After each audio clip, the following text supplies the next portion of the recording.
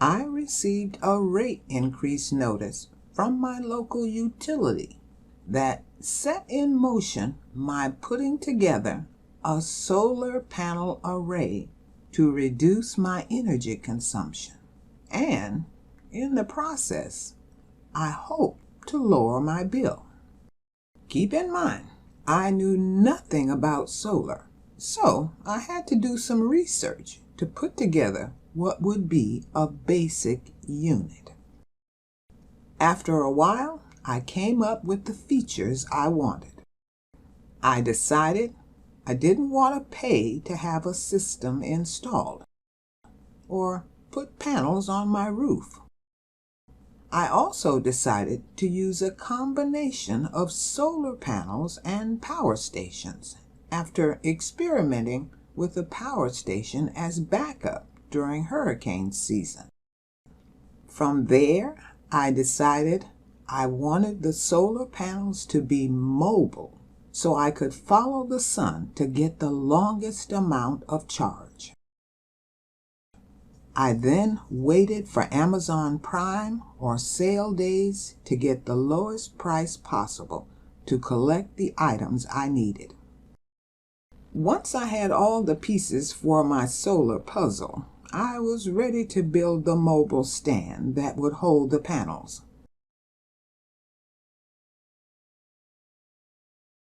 It was a pretty simple process of creating a double rectangular frame that would hold the 4 100-watt panels.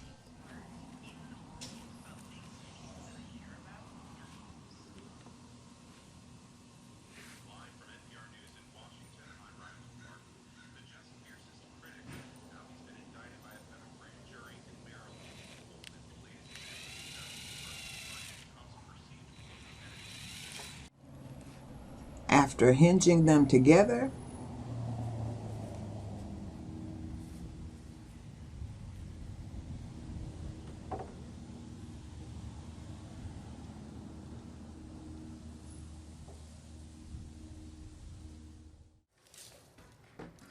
and putting on the panels,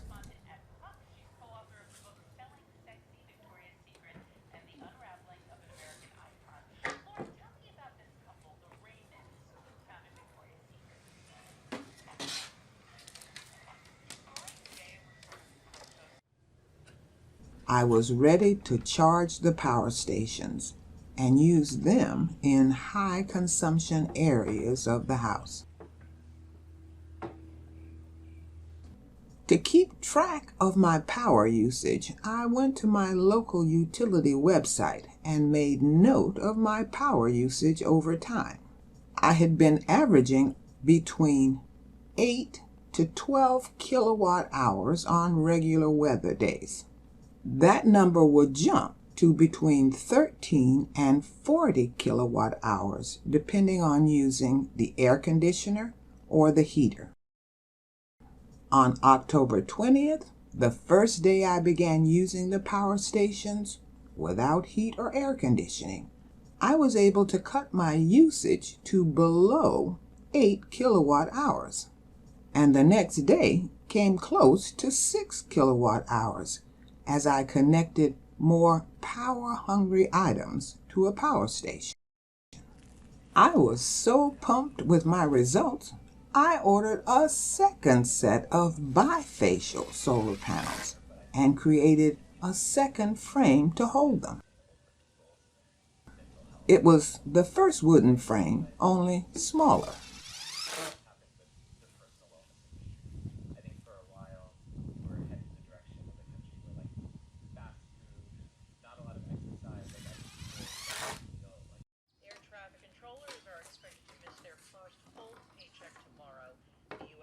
Already been experiencing a shortage of personnel responsible for sky safety.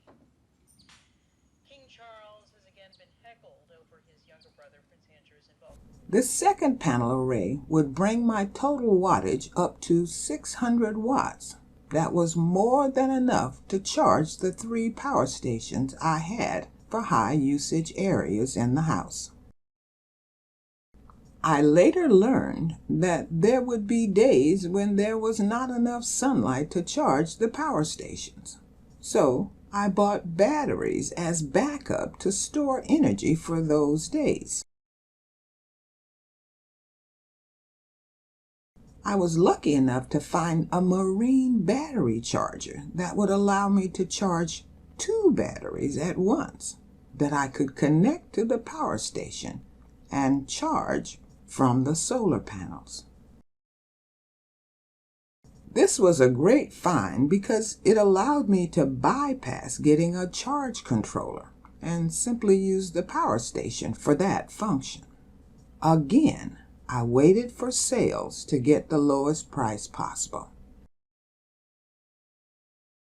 With my system established and in place, I began to see my electric bill decrease from a high of $180 to $143, and then $135, followed by $128, then $125,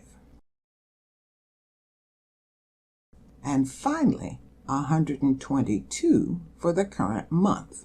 Keep in mind that neighbors around me were getting bills of $200 to $300 per month, and some unfortunate souls had bills that were even higher. The first of the year, I'd begun to keep a daily log that would allow me to track my usage by day and temperature, and I've posted each month so you can follow my average usage and totals by month. As you can see from the months May and June log, the average has gone up, which indicates time when using the air conditioner. However, even with the higher average for June, I should top out between 400 and 600 kilowatt hours, which is still good considering before the panels I was around 1200 kilowatt hours when using the air conditioner. So overall, my solar setup has cut my usage in half compared to what it was before the solar offset. I haven't given up anything, and my bill has dropped about $60 compared to my highest bill. However, I'll also admit that the drop in consumption was not only from the mobile solar panels. I've tried to replace regular lights with solar wherever I could. For example, I have a front porch light that burns all night to highlight the front porch. I installed a solar lamp that has its own battery for storage and is powered by a small solar panel. You would think this is a small thing, but a light bulb burning consistently all night can cost you. Another consumption saver that is decidedly analog but made a big difference in how long and hard the air conditioner runs is curtains. My house is concrete block and gets western sunlight most of the afternoon, which heats up the concrete. Back in 2017, I used muslin fabric to create curtains that diffuse the light and prevents that side of the house heating up from the sun.